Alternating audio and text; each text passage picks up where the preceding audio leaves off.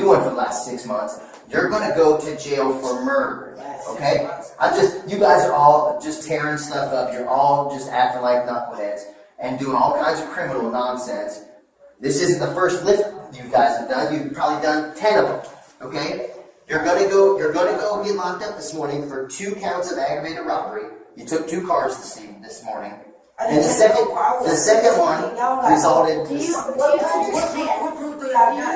You're in the house where the car's at first. Right, I was asleep. I don't mean I took the car. I was asleep all day. I did not know I was there. What do you think everyone else has been in here and said, sitting in that chair right there? I don't know what they said. I don't know what they said. You're right. You don't know what they said, but we know what they said. And if you go with this, you're not helping yourself at all.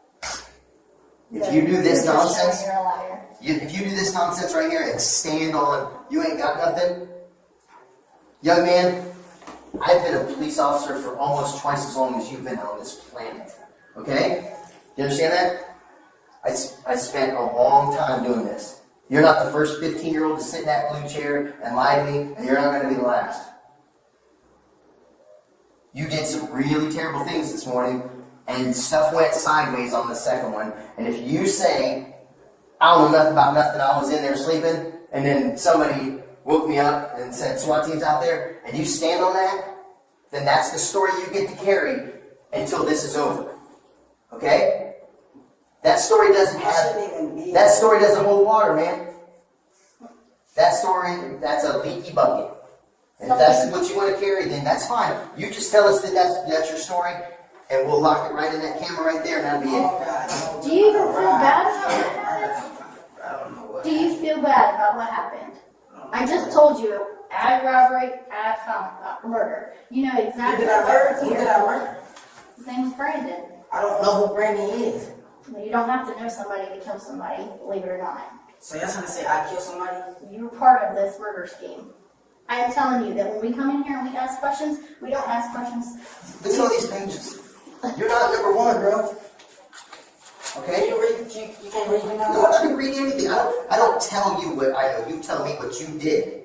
And that's how this works. Or you say, I didn't do nothing, I don't know nothing about nothing. And then I use the rest of this stuff to put you in prison for a long time. This isn't going to juvie, bro. This is getting bound over to adult court and going to prison for aggravated murder. So y'all trying to send me to prison for murder? Oh, you're gonna get this. This isn't going to juvenile court, buddy.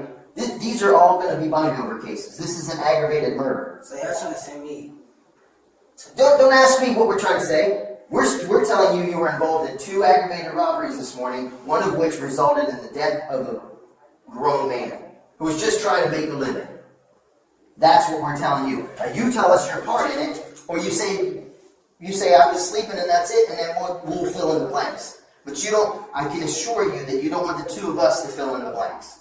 Tylen claims he was asleep when police arrived, but is that really possible? Initially, 3 individuals came out of the house voluntarily and were detained. However, 3 others barricaded themselves inside and refused to come out. This prompted the Dayton Police SWAT team and hostage negotiators to step in.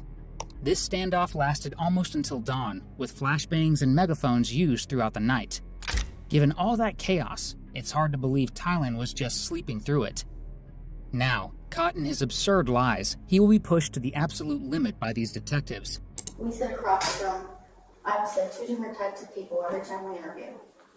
We sit across from people who are straight monsters and don't have anything but ice in their blood, and we sit across from people who make mistakes and feel bad about what they do. Those are the 2 that we have. It's up to you to be whatever person that you want to be, but that's the type of people that we sit in these chairs. I think you feel bad about what happened. I don't know, maybe you don't. Maybe you don't care that guy had a wife and kids and mom, brothers, sisters.